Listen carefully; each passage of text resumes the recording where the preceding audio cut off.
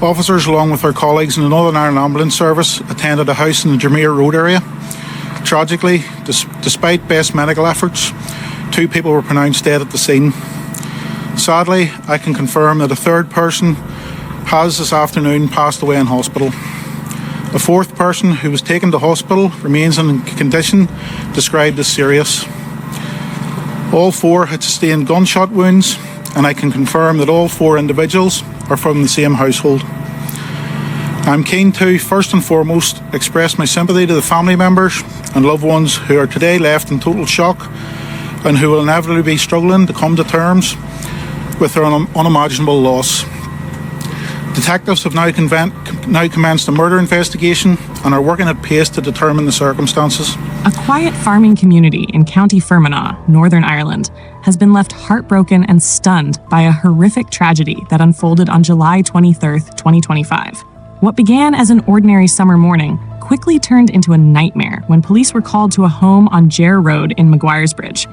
Inside the house, officers and ambulance crews discovered an unthinkable scene. Vanessa Whyte, a 45-year-old mother of 2, had been fatally shot, along with her 2 children.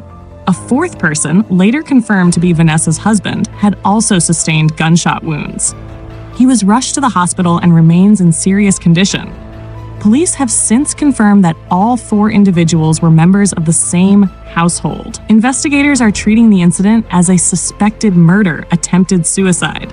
Vanessa was well known and deeply loved in her community. She grew up in Bearfield, a village on the outskirts of Ennis, County Clare, where she was raised in a tight-knit family that valued education, sports, and tradition.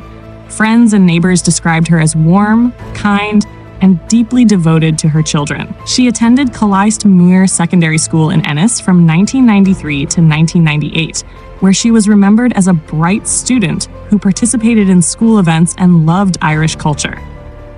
After finishing secondary school, Vanessa attended University College Dublin, where she studied veterinary medicine, graduating in 2003. Her passion for animals shaped her career. She worked as a veterinarian for over 20 years, often volunteering her time to care for injured pets and local farm animals. Outside of her work, Vanessa was an avid supporter of the GAA, the Gaelic Athletic Association. She grew up cheering for Clare Hurling and attended countless matches, including Munster finals and All-Ireland championships. Her dedication to her local Dura Bearfield GAA club ran deep, and the club released a statement calling her a lifelong supporter whose spirit and love for the game will never be forgotten.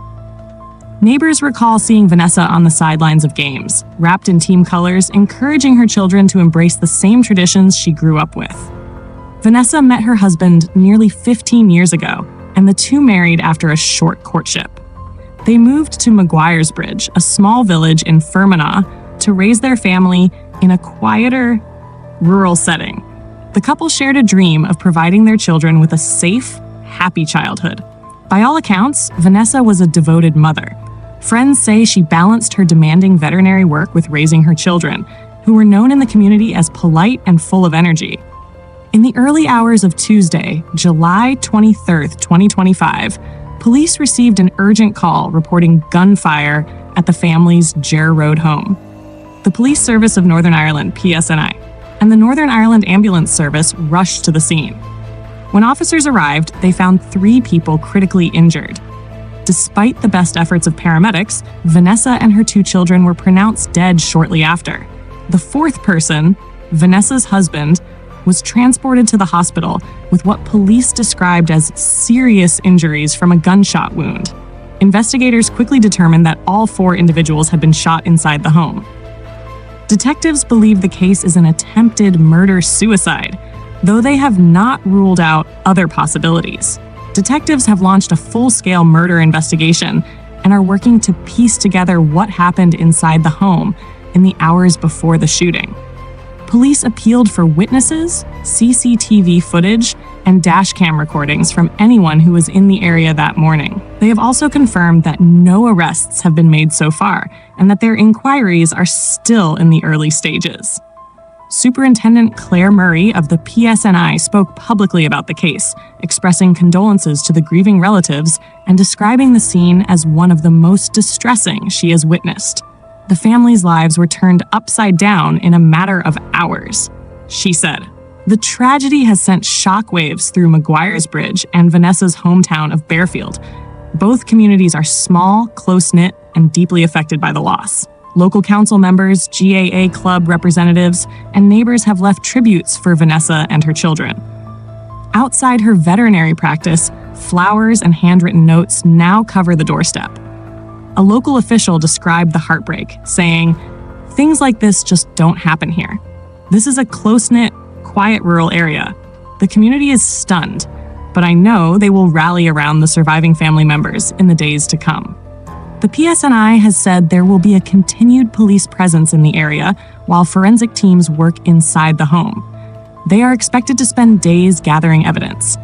Detectives will also speak with family members, friends, and neighbors to better understand what led to the tragedy. Police have not yet confirmed a motive, but the investigation is moving quickly. Meanwhile, grief counselors are being brought into the schools and local organizations to help children and families process what has happened. As the investigation continues, the community remains united in grief. Vanessa Whyte was not only a mother and wife, she was a veterinarian, a sports supporter, a friend, and a neighbor. The deaths of Vanessa and her 2 children have left an unfillable void, and the shocking nature of the events will be felt in County Fermanagh and County Clare for years to come. Police have urged anyone with information to come forward, hoping that answers can help the devastated family and community begin to understand this unimaginable loss. Thank you for watching Why I Killed You TV. Please don't forget to like, comment, and share this video. It really helps the channel grow. What are your thoughts about this heartbreaking case? Police have confirmed that Ian Rutledge, Vanessa Whyte's husband, was the 4th person found in the home and the only one who survived at first, though he later died in hospital. Investigators are calling this a suspected murder-attempted suicide, but so many questions remain. Do you think Ian could have been the one who pulled the trigger that morning? And if he did, why would a man end the lives of his own wife and children before turning the gun on himself? There are still no public pictures of Ian Rutledge, and very little is known about his state of mind leading up to the tragedy. Was this an act driven by anger, despair, or something else entirely?